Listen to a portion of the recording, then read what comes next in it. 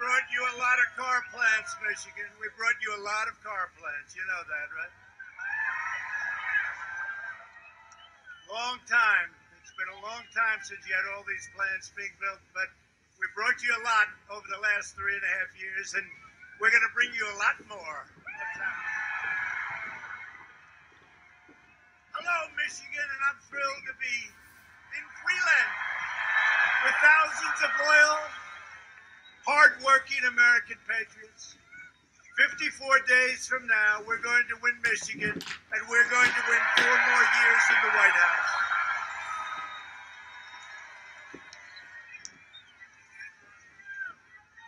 This is the most important election in the history of our country. Joe Biden devoted his career to offshoring Michigan's jobs, outsourcing. We shouldn't be smiling about it, but we've changed it around. Outsourcing Michigan's factories, throwing open your borders, dragging us into endless foreign wars, and surrendering our children's future to China and other faraway lands. Biden supported every disastrous globalist sellout for over a half a century, including NAFTA, China, and TPP. You know that.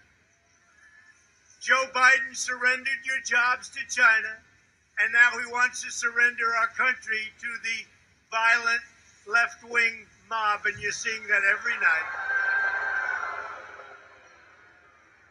If Biden wins, China wins. If Biden wins, the mob wins. If Biden wins, the rioters, anarchists, arsonists, and flag burners win.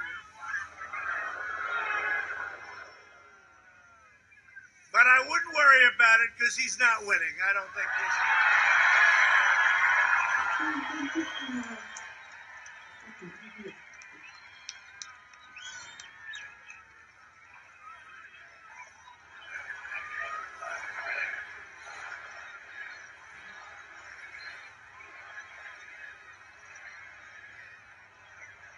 You know, this is not the crowd of a person who comes in second place. You do know that.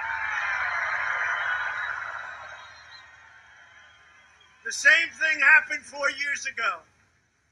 It was election eve, but by the time I got here, it was late. Some of you were in that audience at 1 o'clock in the morning, now election day. We had 32,000 people show up. And the reason I went is that I heard that crooked Hillary Clinton, Bill Clinton, and Barack Hussein Obama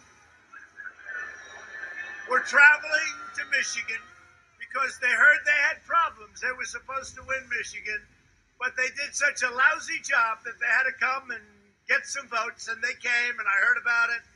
They said, "Sir, could you do it?" And I hopped in the plane. We landed at 12 o'clock in the evening. I started speaking at 1 o'clock in the morning, now election day. 32,000 people. She had 500 people. I said, why are we going to lose Michigan? And we didn't. First time in a long time. But now we're up in the polls. We just saw polls. We're up in Michigan. I don't know if that's good or bad. I don't know if that's good or bad, because in all those polls where we were down last time, we won. So maybe we're better off being down a little bit. Hello, John James. I see you, handsome guy. John James, get out and vote for John. I'm going to introduce you in a second, John James. What a job you've done. You know, I have to tell you, I saw this group of people that were running, all nice people. 3 very rich people, and one guy that was John James. And I saw them all, right? I saw them all, and I said, wait, you know, with the wonderful invention of TiVo, one of the greats, you can play it back. I said, who was that? They said, I don't know, sir. I said, play it back. I said, that man is going to be a star. It was John James. And that was in the Republican primary. And after learning about him with his incredible career and helicopter and, He's a great, and actually a great flyer I heard the other day, a great one, a really good one as opposed to those that aren't so good. But his incredible background and education at West Point and all of the things he did, I said, this guy, and I endorsed him, and he went like a rocket ship. And frankly, if he had a little more support, he would have won the last time. And this time, I hear you're even and maybe even ahead, and we're going to win for John Jay.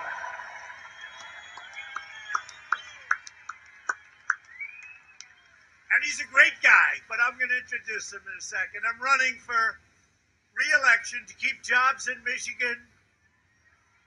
And we have got a lot of, last year before the China plague came in, we have the China plague. Thank you, China, very much.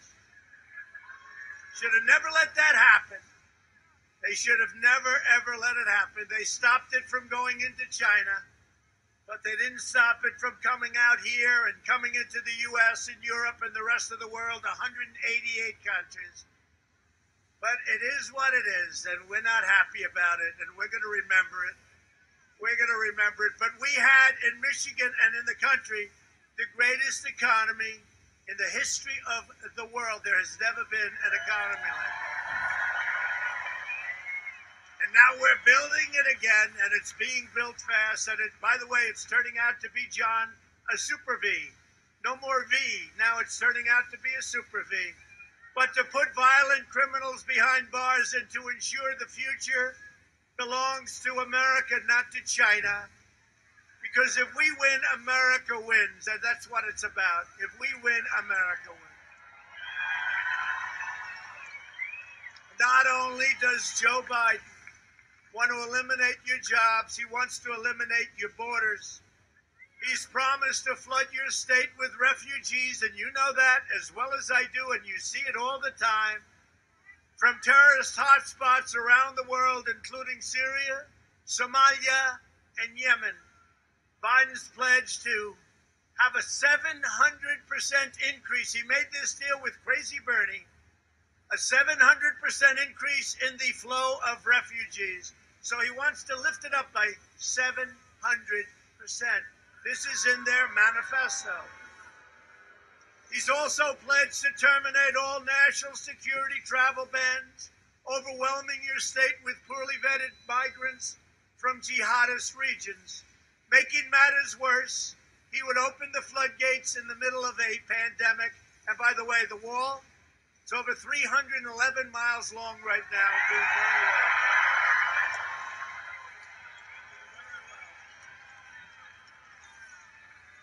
Make the mic louder. The mic louder.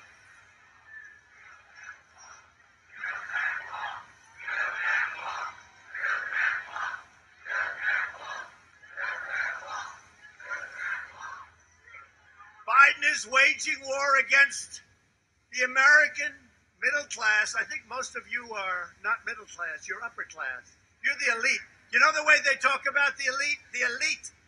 They're really elite. I see them. They're not elite. You're the elite. You're the elite. The elite has decided, boy, have we hurt the elite, haven't we? You're the super elite. The left wants to get rid of me so they can come after you. It's very simple.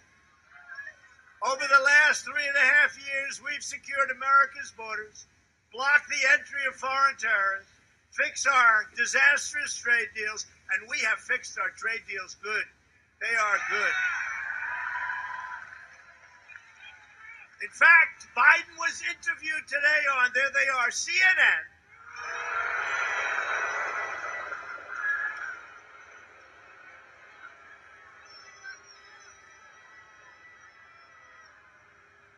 No, he was just interviewed today. He was interviewed by Jake Tapper, who I find to be a nice guy. I don't think he likes me too much, but that's okay. He was interviewed on CNN, and they said, which is better, NAFTA or the USMCA? He said, no, the USMCA. And Tapper goes, what? Couldn't believe it. Said USMCA. He made a mistake. From his perspective, he made a mistake because he doesn't know what's going on. Even though he's right, he doesn't know. They were a little surprised to hear that. They gave him a few chances. Let's ask that question again. But we brought back our manufacturing jobs. We rebuilt the awesome power of the U.S. military. We obliterated the ISIS caliphate and built the greatest economy in the history of the world. And now we are doing it again, bigger and better than ever before. Before the end of the year, we will have a safe and effective vaccine, and we will defeat the China virus. I have a feeling, by the way, I think the vaccine's going to come very soon. And with it or without it, we're rounding the turn. You see what's happening. You see the numbers are plunging. You see how good we're doing relative to other countries and other parts of the world. But the fake news doesn't like saying that. They don't like telling you that. And next year, unless you have somebody that's going to quadruple your taxes, raise your taxes, raise up all of those regulations that we cut, next year will be one of the greatest years in the history of our country. At no time before has there been a clearer choice between two parties, two visions, two philosophies, and two agendas for the future. There's never been a vision like this. You have Sleepy Joe and you have Trump. Sleepy Joe. He's a beauty. He's a beauty. He's a beauty.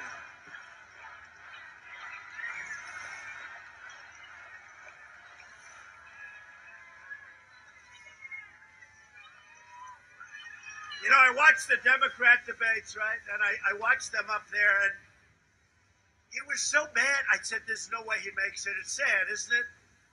The First Lady actually came in, and one time she watched it, and she goes, and she's a nice person, and she meant this really, me, I view it differently.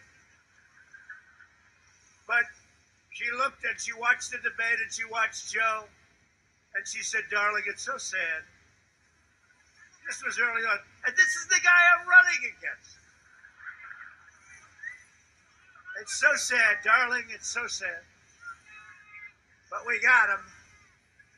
Joe Biden has put forward the most extreme platform, and it's not him. He doesn't know what platform. He doesn't know. It's your radical left people. It's AOC plus 3. It's all these people. Bernie. It's Bernie. It's Kamala, the most liberal person in the U.S. Senate. You know, I tell it all the time. She started off her poll numbers at 15, 14, 12. Then she went back up to 12 and a half. Then it was a big plunge right down to the bottom, and then she dropped out. She dropped out. But there's never been anything like this, and no major party has ever had a candidate that's so extreme in his views. And again, he took the manifesto drawn up by Bernie and the super libs, and that's what he's going by, including a massive increase in your taxes and a total assault on your Second Amendment. On November 3rd, Michigan, you better vote for me. I got you so many damn car plants.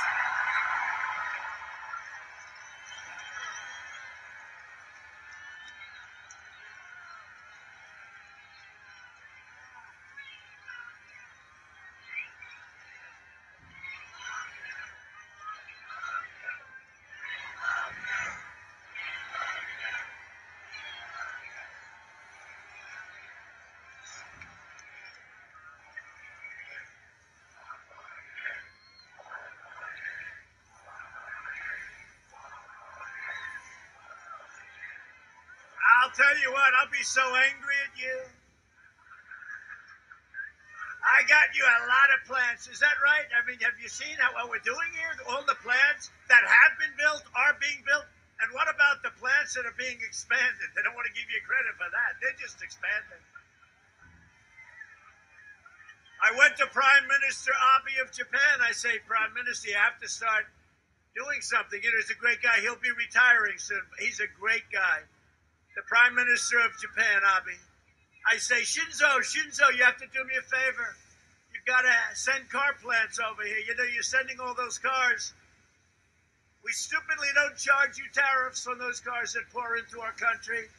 I said, Shinzo, you got to give us plants. No, I can't do that. That is up to the free enterprise system of Japan. I say, Shinzo, you're a powerful man. You can do it. Oh, I can't do it. The next day they announced 5 car companies are coming to Michigan, right?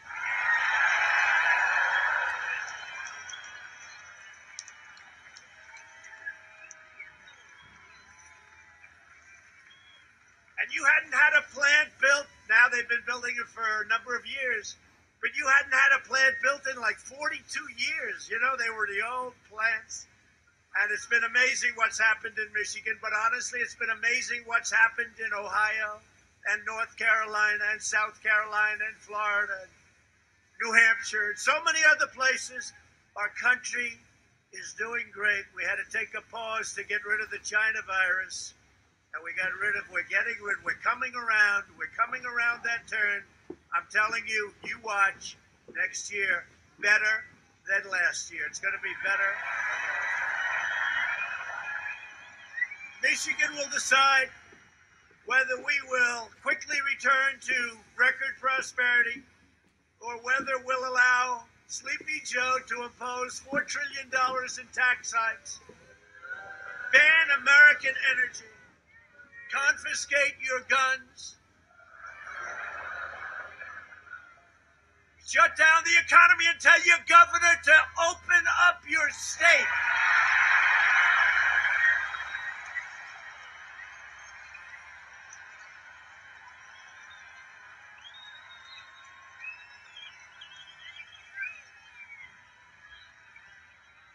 You know, it's all Democrat governors, and I think they do it for political reasons, you know, because there'll be less activity. You'd be doing even better if you had a governor that knew what the hell she was doing. You got to open up the state.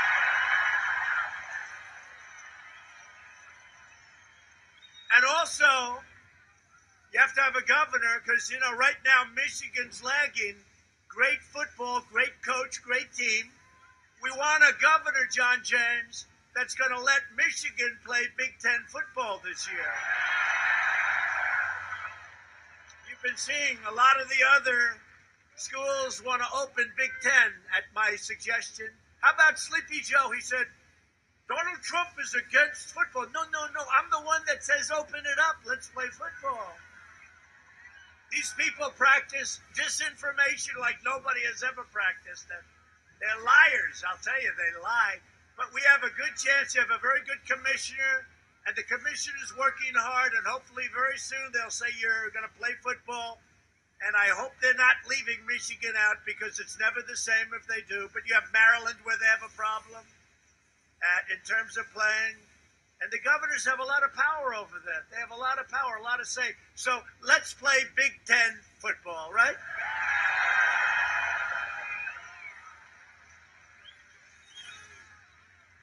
They want to shut down auto production, delay the vaccine.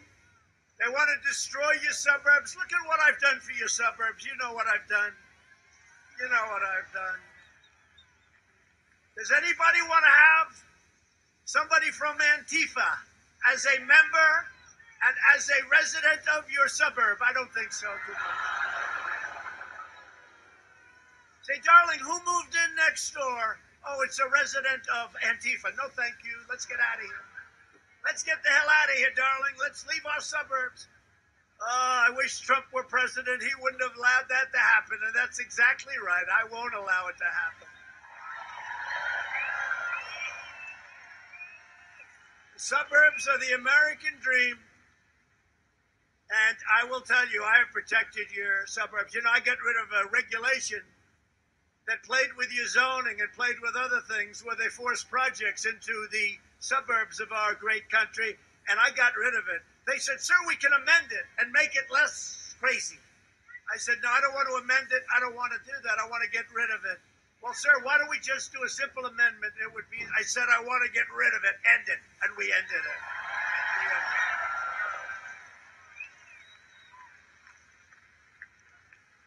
Well, I think the people living in the suburbs, which I know very well. I watched Westchester in New York where they were doing things that should never have been done. and it's not going to happen to our suburbs.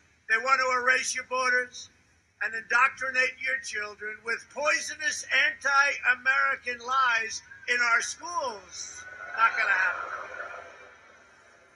Not going to happen. For the last 4 years, they've tried everything to stop us, and they are only getting more desperate by the day. Can you imagine if on September 3rd, they say, ladies and gentlemen, Donald Trump has been declared the winner. Donald Trump has been declared. At first, they'll go crazy, and then they'll say, okay, it's time now to be reasonable.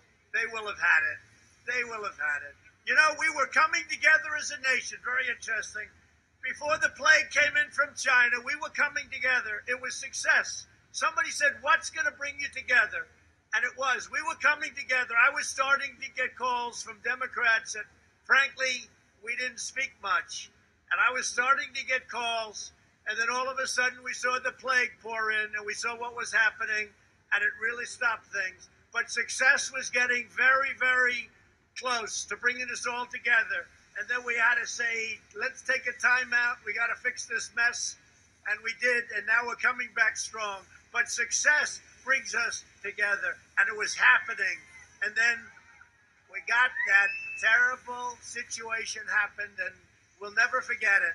Biden and his party tried to lock law-abiding Americans into their homes while they encourage rioters and vandals, rampaging through in all cases, Democrat-run cities. You know, Republican-run cities are doing very well. I hope you know that.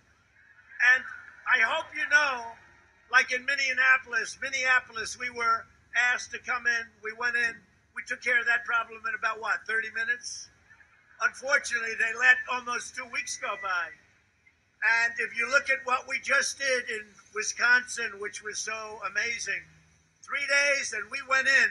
And by the way, the U.S. Marshals went in to get the killer, and that was the end of that. They got the killer. They got the killer. You know what I'm talking about. And we were going to go into Seattle the next day. We're all set, all lined up, looking forward to it. We just said, we're doing it. I mean, they actually took over a part of the city, and the mayor said, this is going to be a summer of love, right? Where do these people come from? But we were all set to go in. They heard we were going in. We informed them we were going in, and they sent their police to do it, and we never even had to go in. But we can solve those problems in a matter of literally minutes. Thank you.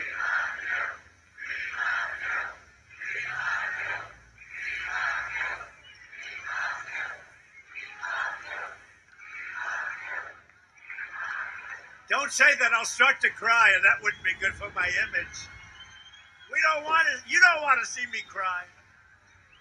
I'll start to cry. You know, one of the fake news broadcasters, because this happened the other day, we had a tremendous crowd, like this. I mean, we had a tremendous crowd in North Carolina. They started chanting, we love you, we love you, we love you. And you know, it's incredible. They said, with all the years that they've been covering presidential elections, they've never heard that chant, that we love you. No, it's very nice. No, they've never heard it.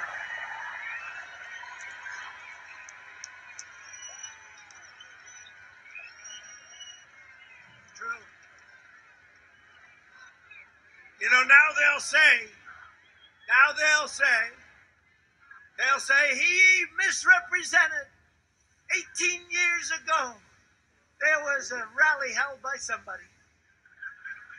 And we heard the words from two people that we love you, sir. Now, this is what we're dealing with. And by the way, there's a lot of people that, look at this. There's people back there that can't even get in. Thank you, Michigan. Thank you. It's really nice to be with you. As president, I will always support the heroes of law enforcement.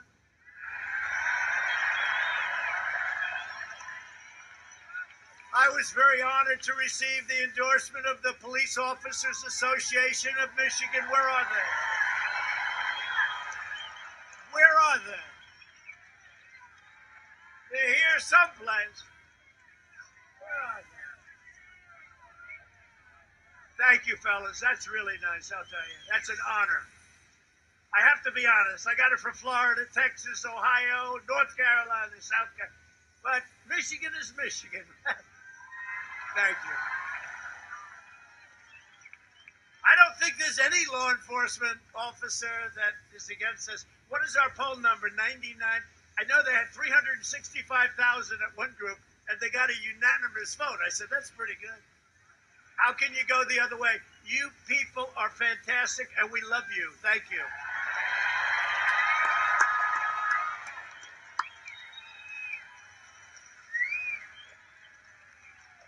That's great. Thank you very much. Appreciate it. Biden says he wants to protect black lives, but his radical platform will cut short the lives of thousands of young African-American citizens. Thousands. The murder rate in Democrat-run cities like Chicago, Baltimore, New York, so many others, is higher than in Afghanistan, yet Biden supports imposing these failed policies nationwide. You will have crime like you've never seen before. You'll have crime like you've never seen. Last week, Joe Biden proudly accepted the endorsement of the pro-criminal Portland District Attorney, who has a policy of releasing rioters, criminals, and violent extremists without charge. Biden's plan, and every time I say Biden's plan, it's not his plan, it's the people that tell him what they're going to do, so please understand. I just don't want to say that every time I mention his name. So it should say, the people that control Biden's plan is to appease domestic terrorists. My plan is to arrest them, to lock them up.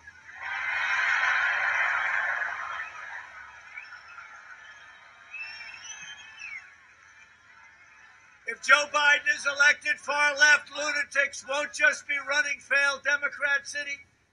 They'll be running the Department of Justice, the Department of Homeland Security, and the United States Supreme Court, and we can't let that happen. No city, town, or suburb will be safe. On November 3rd, your vote will save America. Remember, it's the most important election we've ever had.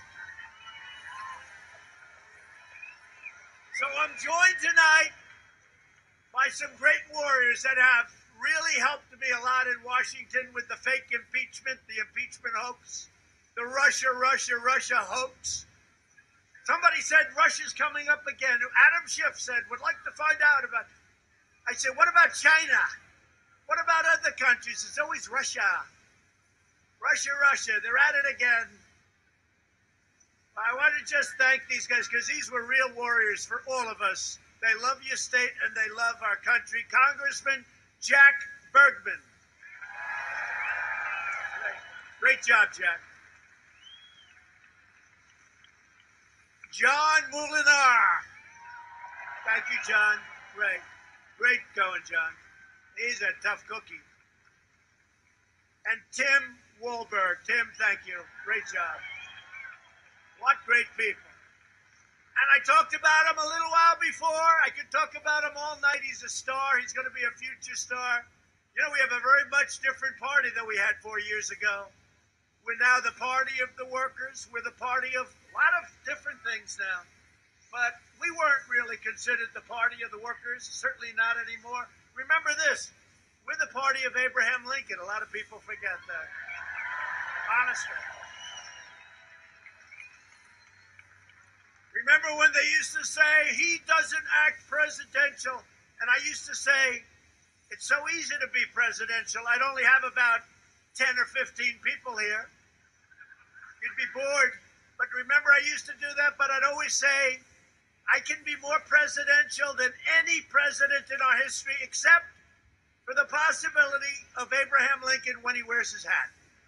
Tough to beat. That's tough to beat, John James. But seriously, if you want to be well represented, you know, your current senator, I don't even know this guy. I don't even know this guy.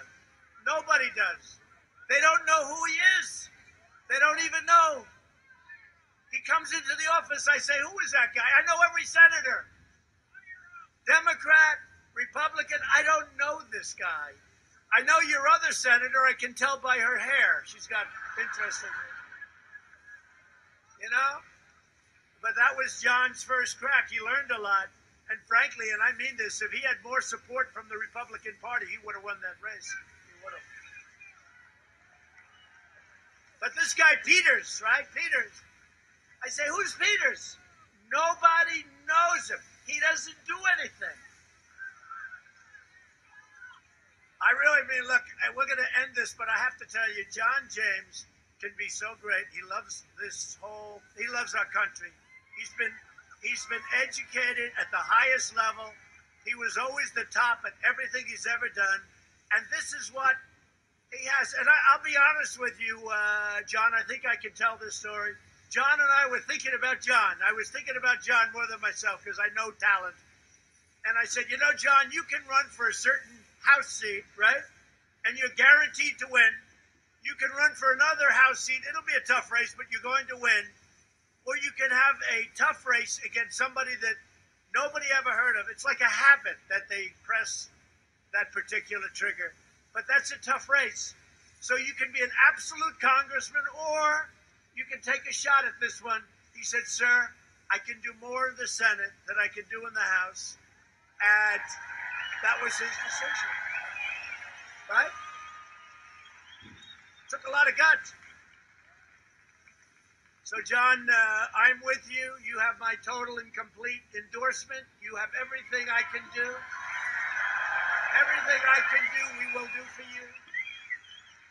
And I really believe you're going to make it. You're running against somebody that is just ridiculous, folks. It's ridiculous. Don't do it.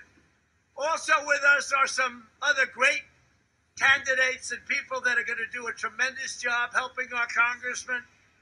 Paul Young. Where's Paul Young? Paul, thank you. Good luck. I heard you're doing well, Paul. Paul Young. Lisa McLean. Lisa? Great job. It's going well. And Eric Isaki. Thank you, Eric. Good luck. Good luck.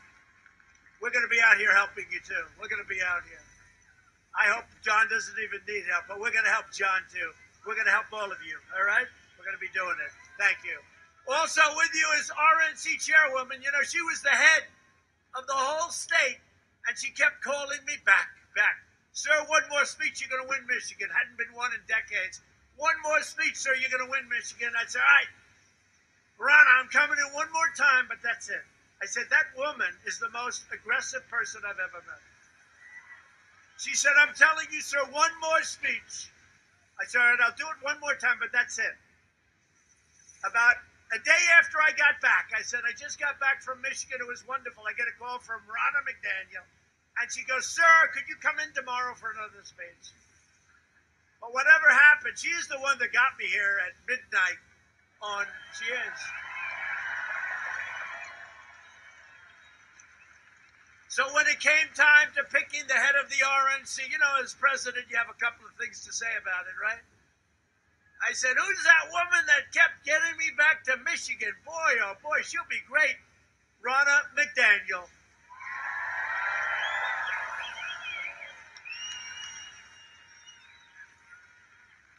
And somebody's doing a fantastic job and tells us we're really pretty far ahead, maybe way ahead, you know.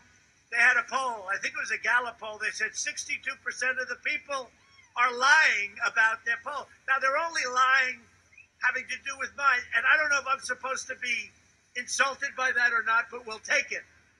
But we could have a very big win, and look, no president has done for Michigan what President Trump has done for Michigan. And you're going to remember that. And I'm going to remember Michigan. Michigan GOP Chair Laura Cox.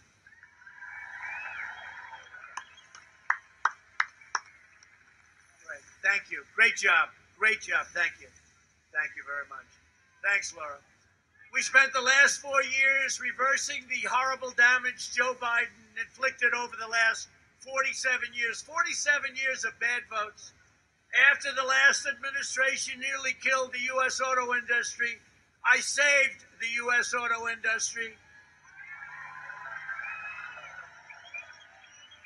Joe Biden supported the disastrous Trans-Pacific Partnership, which would have been a death sentence for American auto jobs. I withdrew from the TPP my first week in office. That was so easy. That was so easy.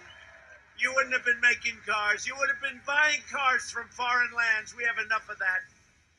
Biden supported the horrendous South Korea deal that would have wiped out U.S. production of the pickup truck, which is the pickup truck is the most profitable thing the auto industry makes. You know why?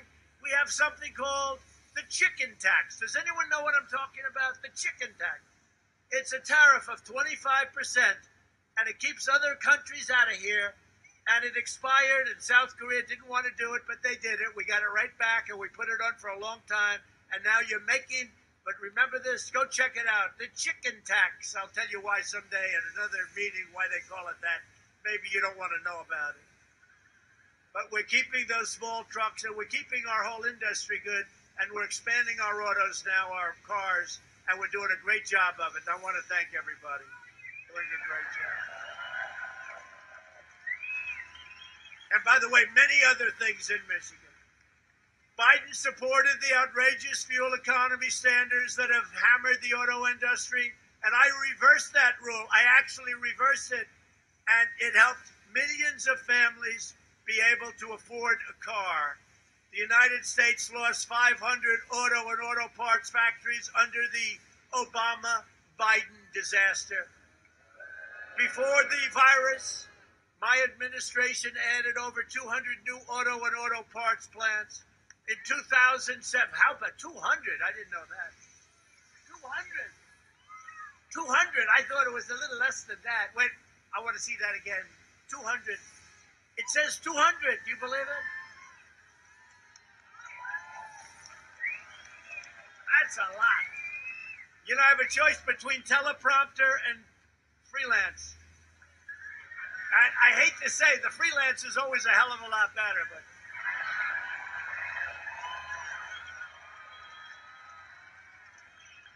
if you remember, and you remember well, I actually got elected because of freelance. We didn't have teleprompters. There were no teleprompters. But think of that, 200. We're talking about 200 plants. I thought it was a much lower number, and I thought you should put me in office based on a much lower number. At 200, you have no choice. Yesterday, Biden was in Michigan. He said, I better get out of the basement. This guy's starting to do very well.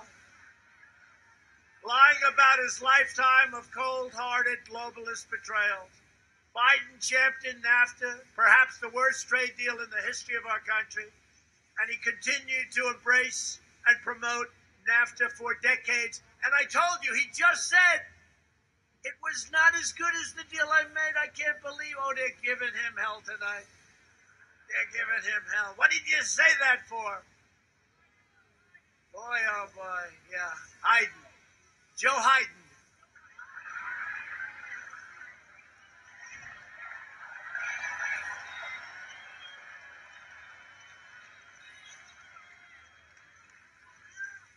Look, you know, this doesn't sound nice. I'll say it. And they'll criticize me for it, you watch. But I have the distinct pleasure of running against the worst presidential candidate in the history of presidential politics. I really believe that. I don't know.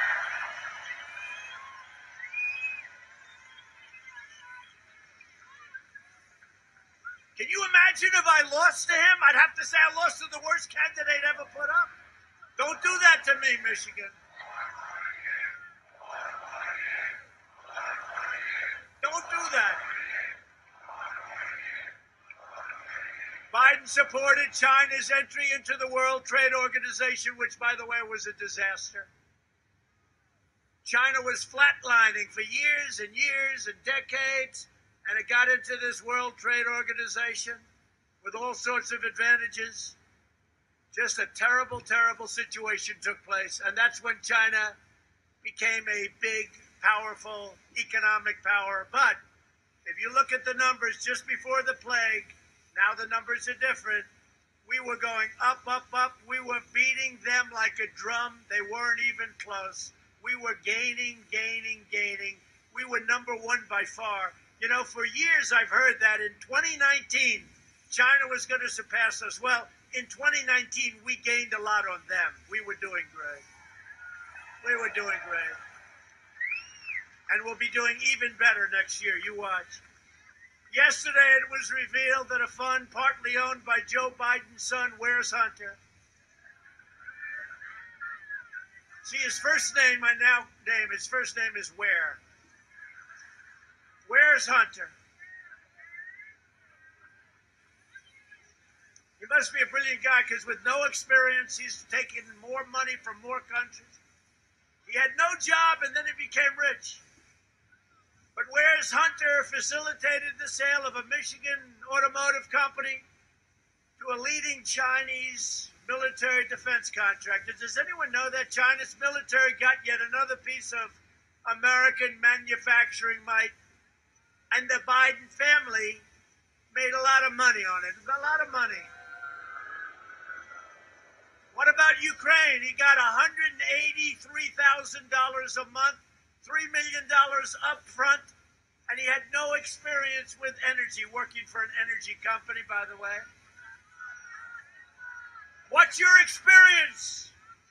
Hunter, what's your experience with energy? I don't have any, okay? We'll pay you $183,000 a month. And we'll give you an upfront payment, Hunter, of $3 million. Will that be satisfactory? He goes, yes, I'll take it. Would anybody here not take that deal? Anybody, please raise your hand. There's one guy, right? You must be a pretty rich guy. If Biden's elected, China will own America. Washington vultures like Biden and others ripped apart entire towns all across your state. Michigan lost half of all manufacturing jobs after the trade deals that Biden supported.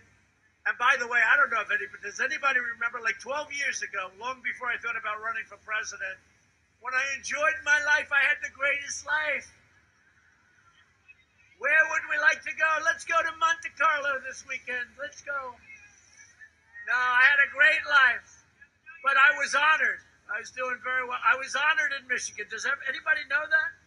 I was given Man of the Year award by somebody. And I came in and I spent like 45 minutes talking about how you've been ripped off, how all your auto companies are leaving and going to Mexico, and by the way, to Canada too. But how they're all leaving and going to Mexico and Canada. I spent the whole time talking about it. I said, at the end, I felt embarrassed. I said, I hope I haven't insulted the state too much, but why do you let this happen? I stopped it. Won't be happening. It's not going to happen anymore. Biden took a sledgehammer to your state. Earlier this year, I kept my promise to Michigan workers when we ended the NAFTA nightmare that everybody said was impossible to end, and when we signed that brand new U.S.-Mexico-Canada agreement into law. The USMCA includes powerful wage protections to keep auto manufacturing jobs right here in Michigan. Now they have a tremendous disincentive to leave Michigan, fire all of our workers, go to Mexico or Canada, make the car or the product, send it in here without tariffs. We end up with closed factories, no job, and no taxes. That's not happening anymore. But you remember how bad it was just before I took office. It was like an avalanche of companies leaving our country. I also took the toughest ever action to stand up to China's rampant theft of Michigan jobs. Biden has vowed to remove these tariffs and allow China to resume its pillaging. Just so you know, China's paying us tens of billions of dollars a month. Before me, China never paid anything. They didn't pay us 10 cents. And you know what I did with some of that money? I gave it to our farmers. I don't know if we have a lot. Do we have farmers here? We have farmers. Raise your hand, farmers. Not bad. No, I gave $28 billion to our farmers because they were targeted by China. They were targeted. They said, and that's what they did to the past other presidents. They said, if you do this, we're going to stop doing business with your farmers, and you're not going to be able to get any votes, and you're going to lose the Midwest and all of that. And I said, you know what? Do whatever you want. Then I went to Sonny Perdue, Secretary of Agriculture, a great guy. I said, Sonny, how much are they being targeted for? Sir, $12 billion the first year, 2 years, 3 years ago. And then $16 billion, a total of $28 billion. I said, that's okay. We're putting tariffs on everything they send into our country. 25% was going to raise it to 50%, also 10% and 12%, all different tariffs. We took in billions and billions, and I said, you know what we're going to do? We're going to take of that, the 12 and the 16, $28 billion, and we're going to give it to our farmers who were targeted, and our farmers are doing great. That's what we did. You think Joe Biden would do that? He wouldn't have a clue. Hillary wouldn't have had a clue. Crazy Bernie nobody would have had a clue on that one. And by the way, we had billions, tens of billions of dollars left over. You know what I did with that? We gave it to the U.S. Treasury, right smack into the heart of the U.S. Treasury. And we're still getting those big tariffs, even though we made a trade deal with China.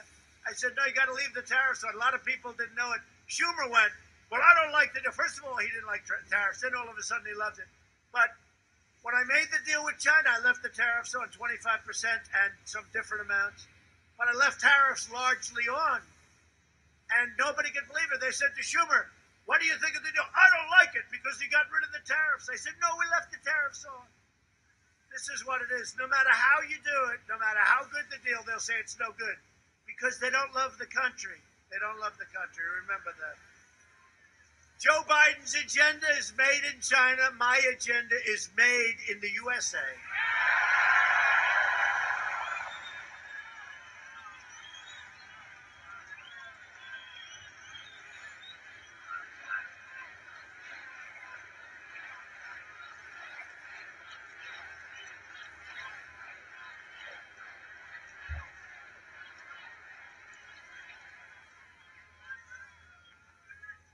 That's a nice plane.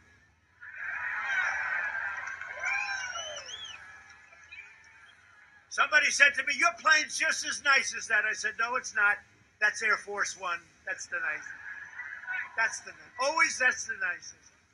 I also authorized millions of dollars to save Michigan sulaks and forget all the problems they had. For years and years, they fought over the money to do it. We got $300 million to the Great Lakes Restoration Initiative, and we have done a job on the sulaks. They were rotting. You weren't going to have anything come through the sulak. It's all done. That deal is all done. It's all done, right? Thank you. Thank you. Where are my guys there? Good job, right? Even though you're law enforcement, that's a good job, right? 2 months ago, I also issued a major disaster declaration in response to the catastrophic flooding caused by the failure of the Edenville Dam. Where are the people from Edenville? Yeah, good. No, that was a terrible thing, and they're working very hard right now. We're providing more than $43 million in federal funds to help homeowners, businesses, and communities in central Michigan to recover from that catastrophe. And it's a privately owned dam. I think we're going to have to sue the ass off of the company that has it. I don't know. I don't know why we're doing it. I'll tell you why we're doing it. Our great congressman. Thank you, Congressman. Great job. Thank you. He called up. He said, sir, we have to do it. It's a private dam. I said, well, if it's a private dam, don't they have to do it? Say, it will never happen, right? But we'll end up getting some of that back, I think. Great, great representative you have. I want to tell you, you fought like hell. Thank you. Perhaps in no area Have our opponents more thoroughly betrayed working families of all backgrounds than on the subject of immigration? Under my administration, we've achieved the most secure border in American history. We've ended catch and release, stopped asylum fraud, and we've deported over 20,000 vicious gang members and over 500,000 criminal illegal aliens.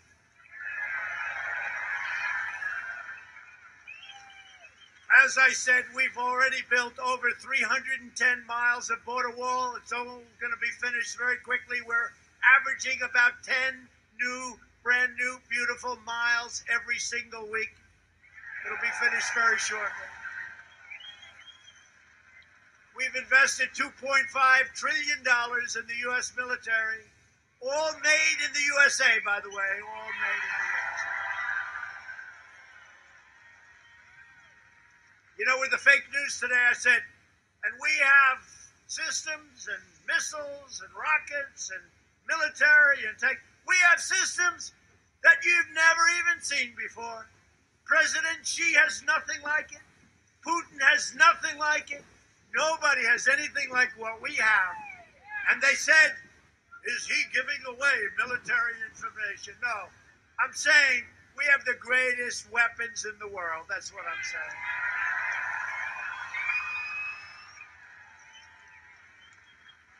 They said he may be giving away classified information. You don't have to worry about it. These people are sick. Never speak well about our technology because you're giving away classified information. Now, I just want to let people know we have the greatest systems, the greatest equipment, and the greatest people anywhere in the world. There's nobody like the U.S. military. Most powerful. We have the most powerful military in the world.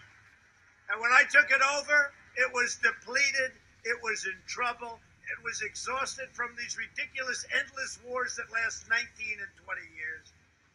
And, you know, those soldiers are starting to come home very big. You know that, right? They're all coming home. They're all coming home, and we launched the first new branch of the U.S. Armed Forces in nearly 75 years since the Air Force. We launched the Space Force. Very, very important.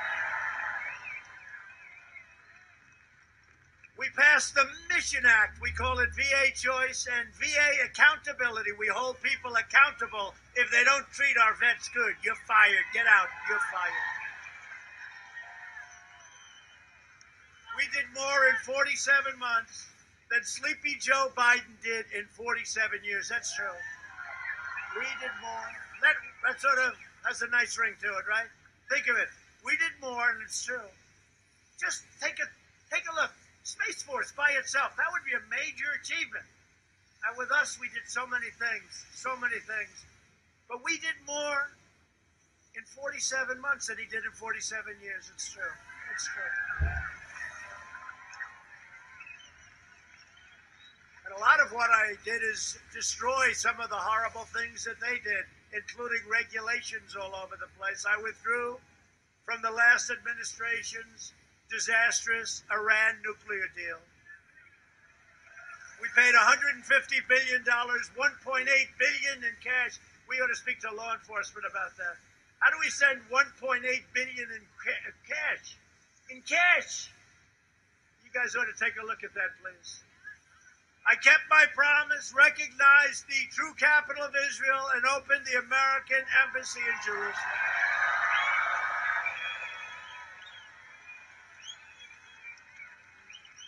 Every president said they were going to do that. None of them did it. For decades and decades, they all said. And I tell the story, you know, it was a hard thing to get done. It was easy to talk about in the campaign. We're going to open up the embassy in Jerusalem. We're going to make it becomes automatically the capital of Israel. That's everybody said it for very, very many decades, many presidents. But I realize now why it wasn't their fault, because as soon as I got in, I was lobbied by everybody. Please don't do it. Don't do it. Don't make the capital of Israel, Jerusalem. Don't move your embassy. Okay, so it went on and on. And then I said, let's do it anyway.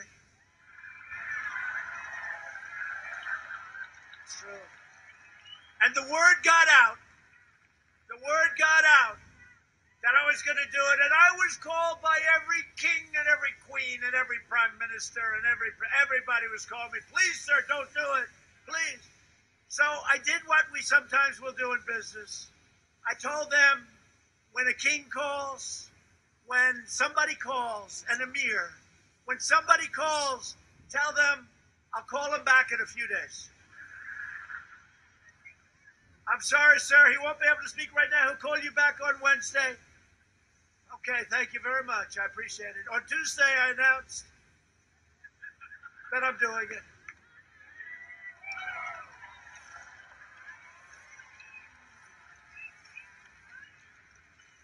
And then I got on the phone with 18 different companies. I go, hey, how you doing? You called? I'm just returning your call. Oh, it's too late, sir. We called about Israel. It's too late. I said, yeah, I'm sorry. I wish you got to me a little bit sooner. I recognized Israeli sovereignty over the Golan Heights, and we achieved the first breakthrough in Middle East peace in decades.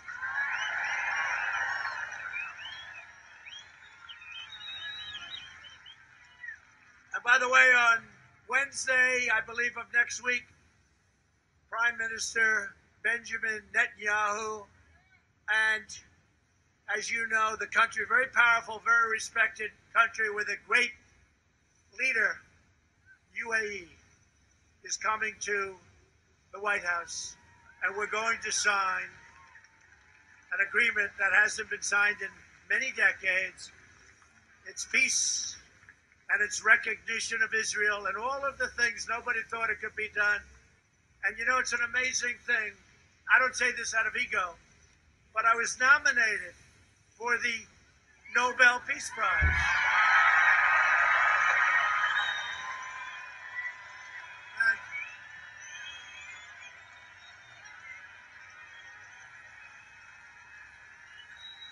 Now, I have to tell you, that's sort of a big thing. And the networks and most of the news didn't cover it. Could you imagine? When Obama came to office, they said, we're going to give him the Nobel Peace Prize. He actually said, what did I do? I didn't do anything. He didn't do anything for 8 years, frankly. But he said, what did I do? They gave it to him in a matter of weeks, right? Weeks. And with us, we've done so much. We have done so much on so many different fronts. Remember North Korea? Remember they were going to be at war with North Korea? Where's the war? Where's the war? Where's the war? And we have a good relationship with Kim Jong-un. Who knows what happens? All I know is we're not in war, and that's okay. They said, but he gave away so much. I said, I gave away nothing. No, he gave away so much. When I said, what did I give away? You know what they said? We don't know. I said, here's what I gave away. I gave away nothing. They said, oh, but you agreed to meet. Oh, I see. I agreed to meet. So now they're saying, I agreed to meet. It was such a big deal. Instead of being in a war, I think agreeing to meet is okay, right? And we did. He's a different kind of a guy, and he's a smart guy, very smart guy. We get along. You know, getting along with foreign powers is not a bad thing. We're trying to teach that to the media and these idiots that ran our government for so many years. These fools. These fools. You know, you got nuclear weapons, you got big armies, big navies. He gets along with Putin. That's a terrible thing. No, it's a good thing. If I get along, that's good. He likes me. I like him. Not so bad. He gets along with Kim Jong-un. That's a terrible thing. No, it's a good thing. I'm trying to convince him. It's okay. It's okay not to go to war. It's really okay.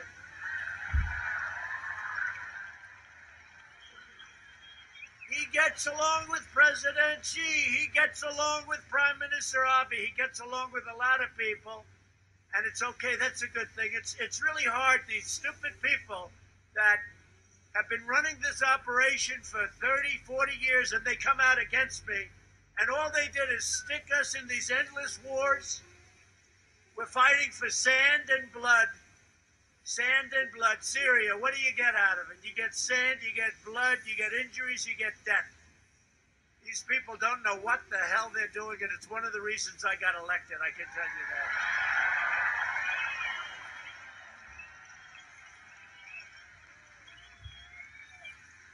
We don't like his foreign policy. And this is said by one of the guys that got us into the war in Iraq, got us into the Middle East. So it's we're doing a great job. We're doing a great job for you. We're doing a great job for Michigan. Just to finish in the Middle East, we killed the founder and leader of ISIS, al-Baghdadi. And by the way, we're pulling back and we're doing everything so beautifully. If we do get into war, we win the war. We don't fight for nothing. We fought for nothing. We don't ever want to have war, but if there is a war, nobody's going to even come close to being able to beat us, and we won't be depleted from fighting in all these ridiculous locations all over the globe. You people know that a lot better than the idiots in Washington that have represented us for 35 years. We took out the world's #1 terrorist and the mass murderer of American troops. Qasem Soleimani is dead. We kept America out of new wars, and we're bringing our troops back home, and they're coming home very rapidly. You see that?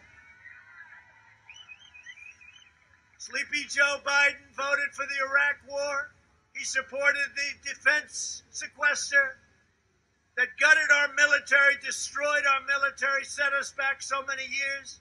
I got rid of it immediately. He opposed the mission to take out Osama bin Laden. He was against it.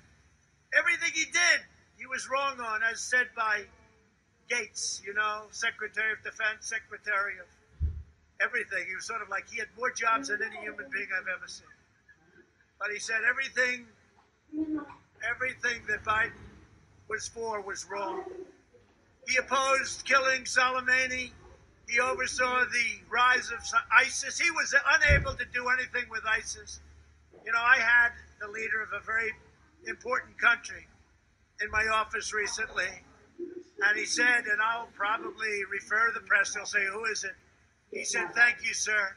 You were the one that got rid of ISIS.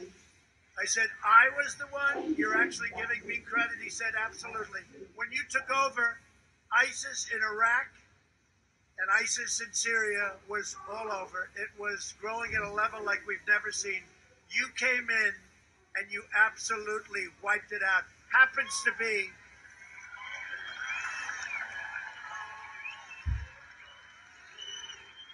the man that said that happens to be the leader of Iraq. And he was very nice. He was very generous in his statements. He came to the White House 2 weeks ago. And we cheered as we looked at all of the success that we've had. But he really oversaw the rise of China as a positive development. Remember, he said, no, it's a positive development for America and for the world. He's been in Washington for 47 years. Now he's all of a sudden going to change. He's going to change. Not going to change.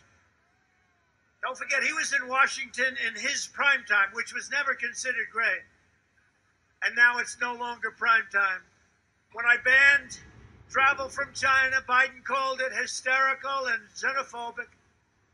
If we had listened to Joe, hundreds of thousands more Americans would have died from the China plague. Biden was willing to sacrifice American lives on the altar of open borders. And now Joe Biden is once again hurting innocent people with his dangerous anti-vaccine conspiracy theories, putting millions of lives around the world at risk. And the only reason he's doing that is he knows we're right next to having a vaccine. So he wants to belittle the vaccine because he doesn't want us to get credit. But again, it's not him, it's the people surrounding him. When the virus arrived, we launched the largest national mobilization since World War II. Recently, I visited the workers at Ford's historic Ravensville plant who converted their factory to produce tens of thousands of ventilators after we invoked the Defense Production Act. And they've done a fantastic job. Not a single American who has needed a ventilator has been denied a ventilator any time in our whole country. They needed a ventilator. We had nothing. We were left bare cupboards. I always say the cupboards were bare. We're delivering life-saving therapies and have achieved among the lowest case fatality rates anywhere of any country in the world. Europe's excess mortality rate is 24% higher than the rate in the United States. You don't hear that from the fake news. America will prevail over the China virus. As Franklin Delano Roosevelt said, the only thing we have to fear is fear itself. That's it. We're doing very well. As the British government advised the British people in the face of World War II, keep calm and carry on. That's what I did. This whack job that wrote the book, he said, well, Trump knew a little bit. They wanted me to come out and scream, people are dying, we're dying. No, we did it just the right way. We have to be calm. We don't want to be praised lunatics. We have to lead. When Hitler was bombing, I don't know if you know this, when Hitler was bombing London, Churchill, great leader, would oftentimes go to a roof in London and speak. And he always spoke with calmness. He said, we have to show calmness. No, we did it the right way, and we've done a job like nobody. All of those great generals, all of those great admirals, our great Vice President, Mike Pence, they did a fantastic job. Our doctors, and they don't get any credit because they want to discredit us as much as possible because they wanted to carry over to November 3rd, but we've done a fantastic job. I think we've probably done the best job of any country, certainly of any major country anywhere in the world on the pandemic. Through our historic relief programs, we've saved more than 1.6 million Michigan jobs and over 128,000 Michigan businesses. Michigan has already gained and regained more than half of the jobs that it lost, and if your state was ever allowed to safely reopen by your governor who doesn't have a clue, she's like Joe,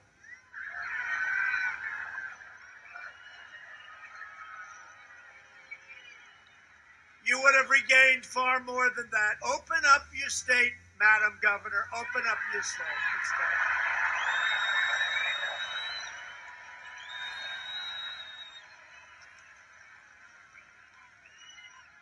Just like crazy Nancy Pelosi, your governor is a liberal hypocrite who lives by a different set of rules. Her husband was caught trying to put his boat in the water on Memorial Day weekend, while she was ordering the people of Michigan to stay in their homes and forcing businesses into bankruptcy left and right. The Biden agenda would collapse our economy and destroy this great opportunity that we're having right now. He would impose job-destroying regulations that would demolish the auto industry. You know, on regulations, it took, in many cases, 18, 19, 20 years to get a roadway or a highway approved. We have it down now to 2 years. We're trying to get it down to 1 year, and it may get disapproved for environmental or safety reasons, but we're going to know about it very fast. No more 20-year approvals or disapprovals. He wants to force you to provide free government health care to illegal aliens. He will destroy your Social Security. He will destroy your protections for pre-existing conditions, and we will save Social Security. Remember they said last time, oh, Trump is going to destroy Social Security. Well, it's now 4 years. We haven't touched it. We protected it, and that's going to remain that way. Biden opposes school choice and has stated that if he's elected, charter schools so important are gone. In a second term, I will provide school choice to every parent in America. A vote for Republicans is a vote for safe communities, great jobs, and a limitless future for all Americans. Instead of letting Washington change us, despite all that we have been through, we are changing Washington.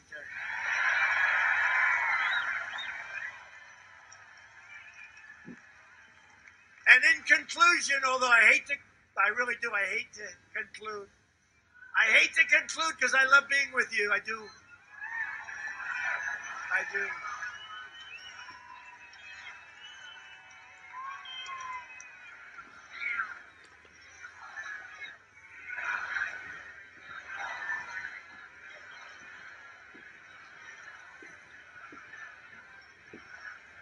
So in conclusion, over the next 4 years, we will make America into the manufacturing superpower of the world, and we will end our reliance on China once and for all.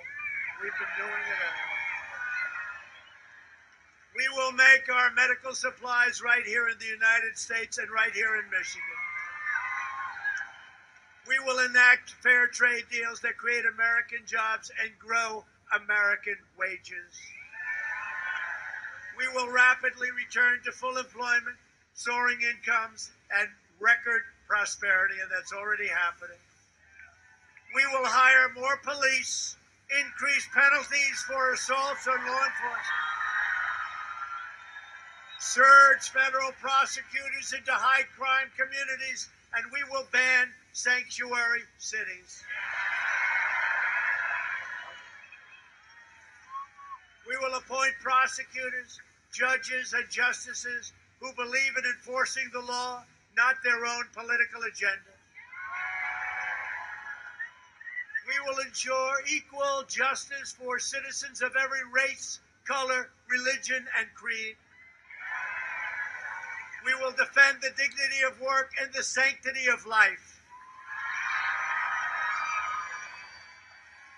We will uphold religious liberty, free speech, and the right to keep and bear arms.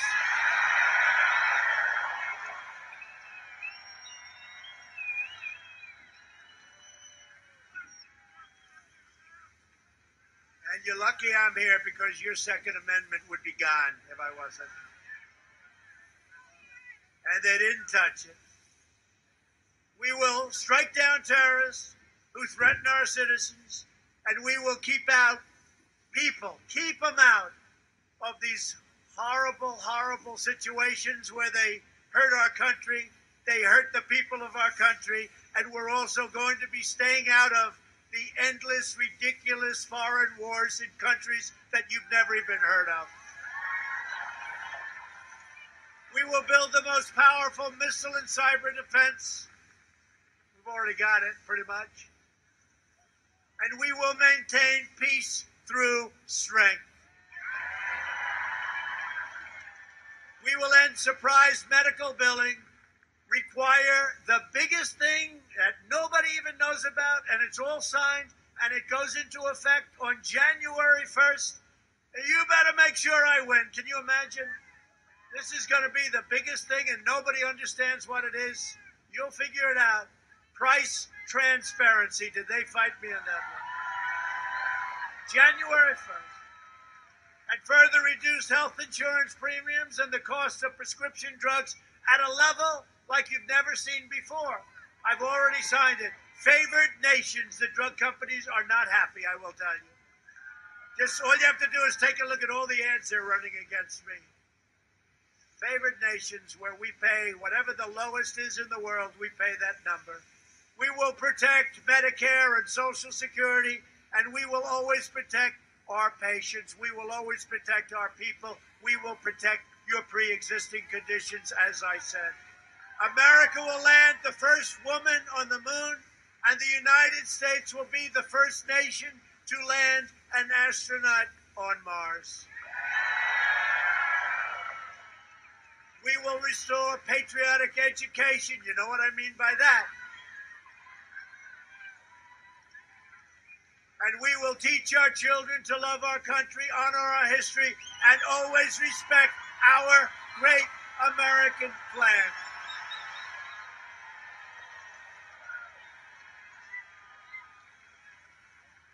And we will live by the the timeless words of our national motto, "In God we trust."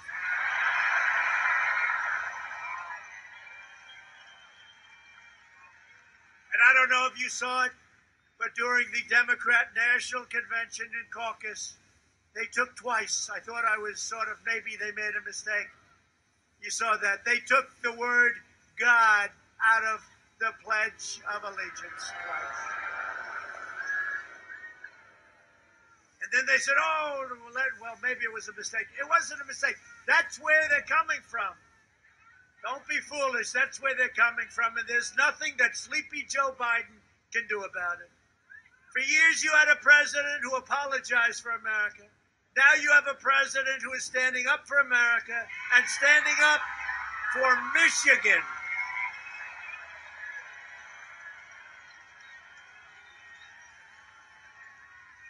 So get your friends, get your family, get your neighbors and your coworkers, and get out and vote. So important.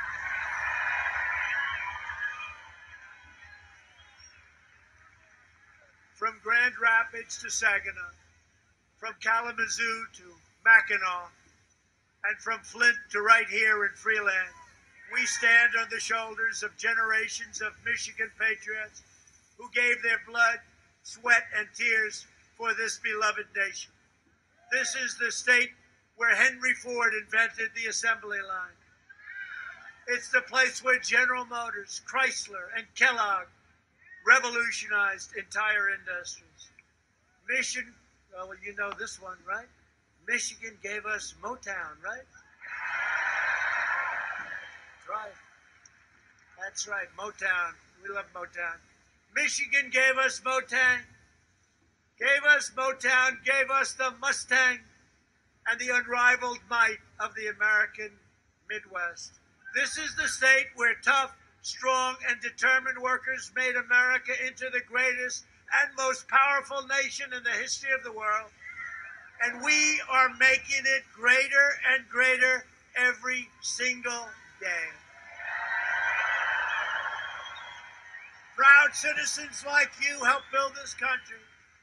And together we will be taking back our country. We'll be taking it back from people that don't love our country, and that take back is almost complete. We have to win on November 3rd.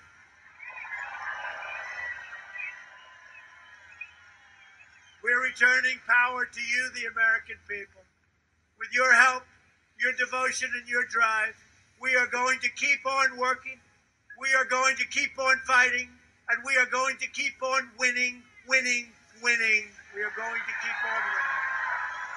Vote for John James. John James. We need John James. We are one movement, one people, one family, and one glorious nation under God. And together with the incredible people of Michigan, we will make America wealthy again. We will make America strong again. We will make America proud again. We will make America safe again. And we will make America great again. Thank you, Michigan. We love you, Michigan. Thank you.